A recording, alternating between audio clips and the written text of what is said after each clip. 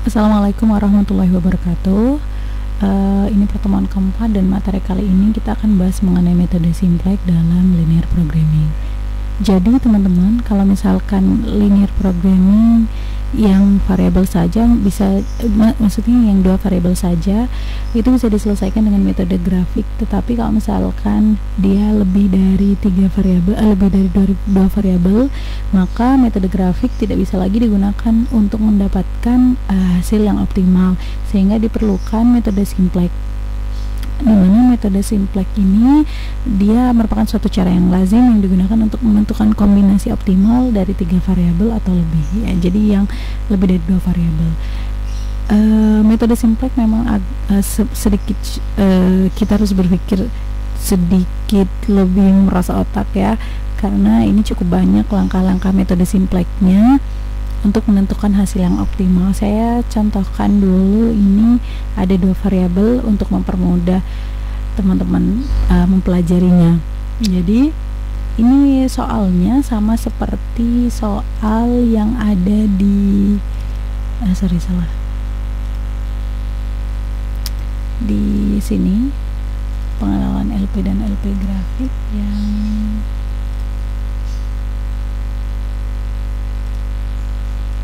ini ya. Jadi diperoleh dari soal yang ini,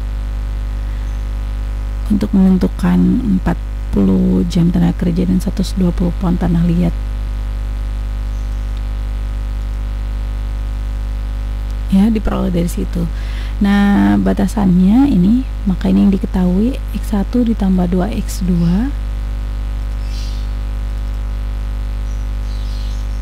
ya, X1 ditambah 2X2 kurang dari sama dengan 40, 4X1 tambah 3X2 kurang dari sama dengan 120 ya. Ini sama ya soalnya dengan yang di linear programming grafik, dimana fungsi tujuannya sama, yaitu maksimum kan Z sama dengan 4X1 tambah 5X2, dan semua caranya yaitu semua batasan yang mempunyai tanda kurang dari sama dengan diubah menjadi kesamaan dengan menambah variabel semu atau select variabel. Jadi ini ditambah variabel semu atau select variabel biasanya dikenal dengan simbol S. Jadi kalau misalnya yang pertama X1 ditambah 2X2 yang ini ditambah dengan select 1 variabel sama dengan 40, dan 4X1 ditambah 3X2 ditambah select 2 variabel sama dengan 120. Setelah itu kita akan menyusun persamaan ini di atas persamaan ini ya, dalam sebuah tabel. Nah, ini ya tabelnya. Teman-teman jangan bingung, ini saya akan memberikan penjelasan sedikit demi sedikit supaya teman-teman tidak bingung. Jadi sebenarnya di sini sudah ada caranya, cuma ditakutkan teman-teman masih belum paham bagaimana caranya ya. Nah, ini dia. Pertama yang harus kita lakukan, kita akan membuat tabel tersebut. Ini berisi dengan CJ, kemudian ada variabel dasarnya, ada kuantitas, dan ini adalah besaran CJ-nya. Nanti itu ini ada X1, X2, S1, S2. Dari mana semuanya angka-angkanya itu berasal dari ini ya. Baik diketahui bahwa untuk mempermudah saya copy paste ini aja. Oke. Nah, jadi untuk menentukan yang atas ini merupakan hasil dari fungsi Z-nya 4X1 tambah 5X2. Jadi ini X1 nya ada 4, X2 nya ada 5. Nah ini ya, X1 nya ada 4, X2 nya ada 5.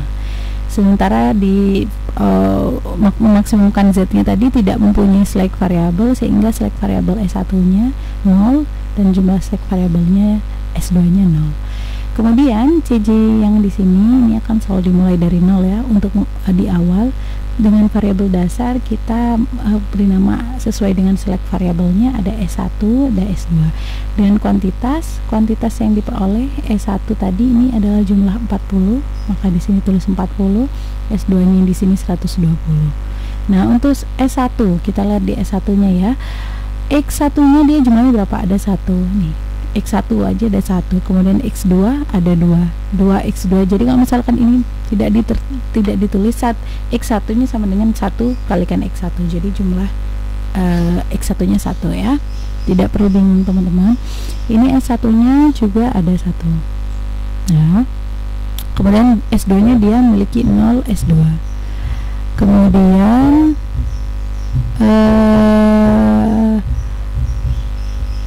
ini untuk X1 di S2 nya ini ya, ada jumlah X1 nya sebesar 4, kita masukkan sini. Kemudian X2 nya 3, masukkan sini. S1 nya 0 karena dia tidak punya S1, dan S2 nya ada 1 ya. Cara menentukan ZJ sekarang. ZJ itu diperoleh dari mana sih Ibu? ZJ itu diperoleh dari, kita harus mencarinya satu persatu. Ini agak rumit ya. Jadi untuk menentukan nilai ZJ-nya kita harus memperhatikan nilai di bawah kolom kuantitas untuk menentukan yang ini. Kemudian X1, jadi kalau misalnya nanti nilai X1, caranya adalah mengalihkan CJ-nya, kolom yang ada di CJ ini dikalikan dengan 1. Kemudian kita akan melihat masing-masing kolom ya. Jadi kolom X1 kita akan melihat masing-masing kolom X1, X2 kolom X2, S1 kolom S1, S2 kolom S2. Nah, ini untuk kolom pertama yang kuantitas, di bawah kolom kuantitas. Jadi CJ dikalikan dengan 40 yang pertama. CJ 0 dikalikan 40 sama dengan 0 dikalikan 120 sama dengan 0. Jadi CJ-nya adalah penjumlahan antara ini, 0 tambah 0 hasilnya tetap 0. Di bawah kolom X1, karena apapun yang dikalikan 0 dia akan hasilnya 0 ya. Jadi sama, ini karena nilainya 0, maka di sini CJ-nya dia akan bernilai 0 ya. Ini dia penjelasannya ya. Jadi apapun yang dikalikan 0 maka hasilnya akan 0. Setelah itu ini CJ kurangi ZJ. Nah, CJ yang di atas ini 4 dikurangi 0 hasilnya 4, 5 dikurangi 0 5, 0 dikurangi 0 0, 0 dikurangi 0 yang ini 0. Nah, gimana sih Bu? Ini kan ditentukan ada baris kunci, ada kolom kunci. Untuk kolom kunci kita tentukan pertama kali adalah kolom kunci. Di sini ada ya, memilih kolom kunci. Karena kita tujuannya untuk maksimisasi, yaitu memaksimalkan laba sesuai dengan soal yang ada di linear programming grafik. Kita akan memilih, jadi kalau memaksimalkan kita akan memilih kolom CJ min ZJ nya itu mempunyai nilai positif dengan angka terbesar. Nah, kolom CJ min ZJ dia harus angka positif dengan nilai terbesar. Diketahui bahwa nilai yang terbesar yaitu 5, sehingga ini kolom X2 dia menjadi kolom kunci. Nah, selanjutnya kita juga akan memilih baris kunci. Di mana penentuan baris kuncinya yaitu harus mencari indeks atau rasio tiap baris dengan rumus indeks sama dengan nilai kolom kuantitas dibagi dengan nilai kolom kunci. Nilai kolom kuantitas ini ya dibagi dengan nilai kolom kunci. Jadi 40 dibagi dengan 2 sama dengan 20, dan 120 bagi 3 sama dengan 140. Dimana pilih baris kunci dengan indeks positif, jadi nilainya harus positif tapi angkanya paling kecil. Jadi kalau misalkan tadi dia nilai positif angka terbesar untuk memilih kolom kunci, nah untuk memilih baris kunci dia harus nilainya positif tapi angkanya terkecil.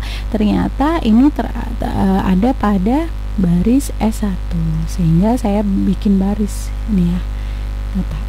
Ini merupakan baris kunci, teman-teman.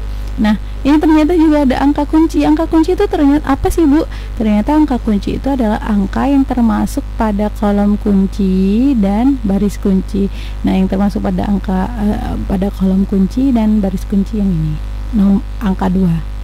Jadi angka 2 ini adalah angka kuncinya. Sampai sini semoga bisa paham. Kita akan lanjut next. Selain memilih kolom kunci dan baris kunci serta angka kunci, kita akan mengubah nilai baris-baris kunci tersebut dengan membagi dengan angka kunci. Karena diketahui tadi baris kuncinya ini, maka ini yang akan dirubah pertama kali. Kita tulis 41210 diperoleh dari sini 41210 ya, akan dibagi dengan angka kunci. Angka kuncinya tadi berapa? Angka kuncinya adalah 2. Jadi 40 bagi 2, 20 setengah 1 dibagi 2 setengah, 2 dibagi 2 1, 1 dibagi 2 setengah, 0 bagi 2 0. Jadi ini merupakan nilai baru baris kunci. Untuk yang variabelnya berubah, bukan variabel dasarnya bukan S1 lagi nanti, karena berubah menjadi X2. X2 karena ini ya, kolom kuncinya dia ada di X2. Nah, setelah itu ini merupakan nilai baru baris kunci. Bagaimana, Bu, dengan nilai yang ini? Kan belum kita rubah. Ada caranya juga. Cara mengubah nilai-nilai selain pada baris kunci tadi. Rumusnya baris baru sama dengan baris lama dikurangi koefisien pada kolom kunci kalikan nilai baru baris kunci. Koefisien pada kolom kunci adalah yang ini, koefisien pada kolom kuncinya ya. 3 ini. Nah, sehingga 3 dikalikan nilai baru baris kuncinya yang ini, nilai baru baris kuncinya ya, dikali ini. Nah, ini hasilnya ini ya, ini merupakan ini, yang ini. Sedangkan baris lamanya yang tadi ini 1204301. Ini 1204301 dikurangi sama hasil yang ini ya, sini. Teman-teman semoga tidak bingung ya. Jadi hasilnya ini adalah ini. Kita masukkan ke dalam tabel yang kedua, dimana diketahui CJ-nya dapat dari mana? 5. Nah, 5 ini diperoleh dari angka CJ yang ada di atas X2 ini, sedangkan ininya tetap 0 ya, dimana variabel dasarnya akan berubah X2.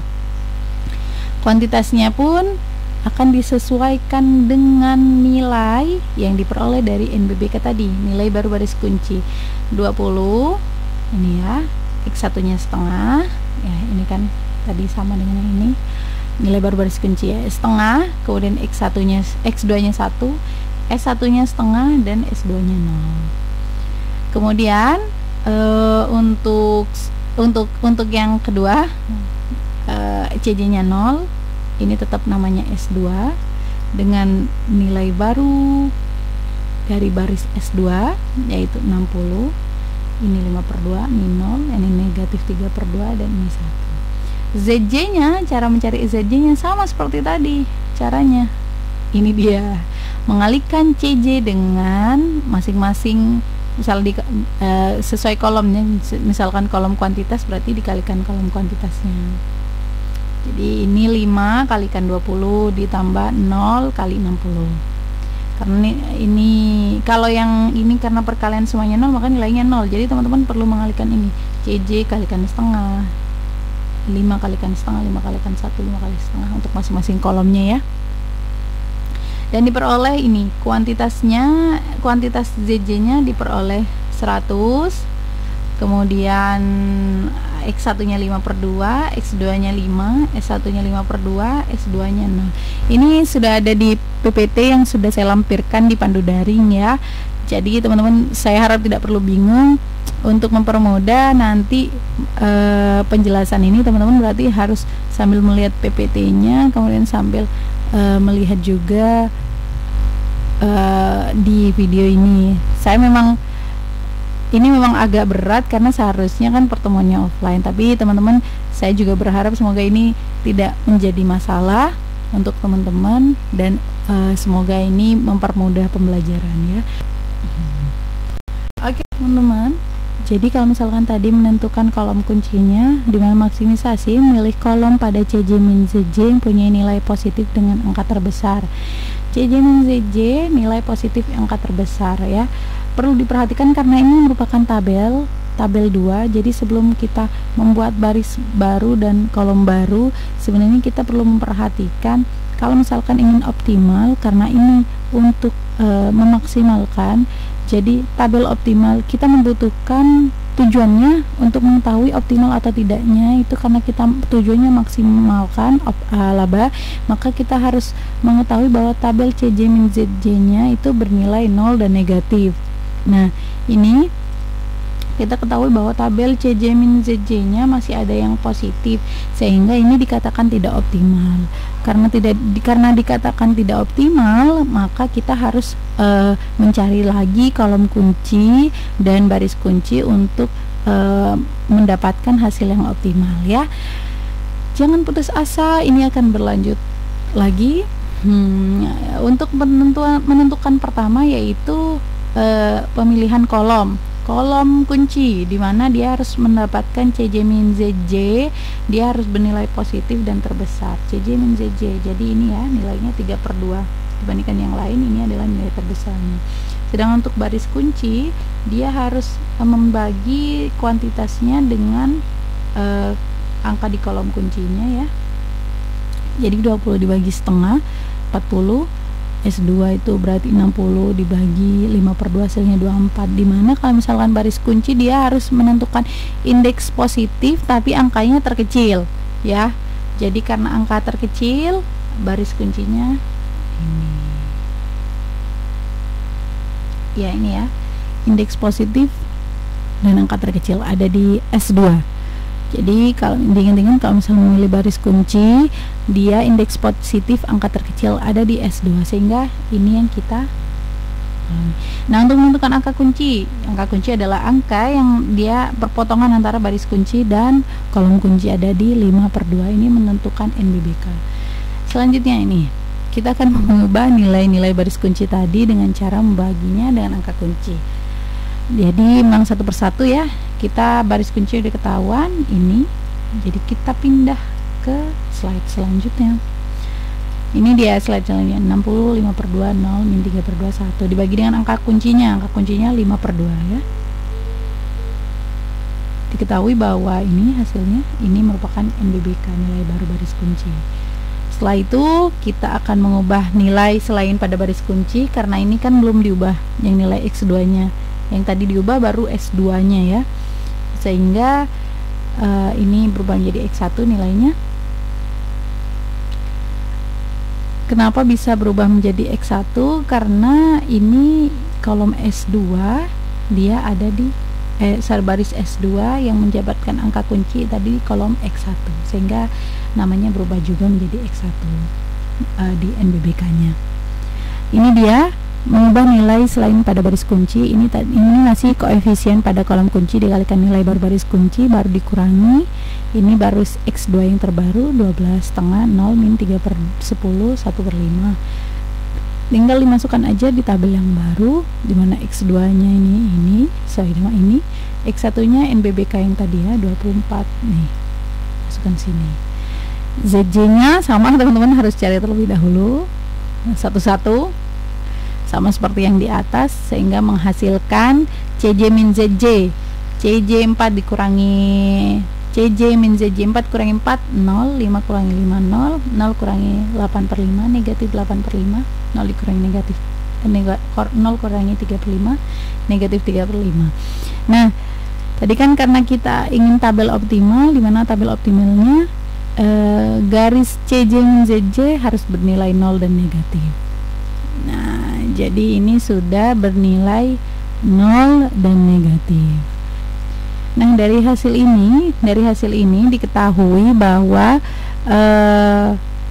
jumlah keuntungan yang dapat diperoleh per harinya yaitu $136, yang diketahui bahwa dari masing-masing ini $4 untuk X1 yaitu ini ya, X satunya yaitu mangkok yang diproduksi setiap hari, kemudian $5 yang diperoleh dari laba cangkir setiap hari.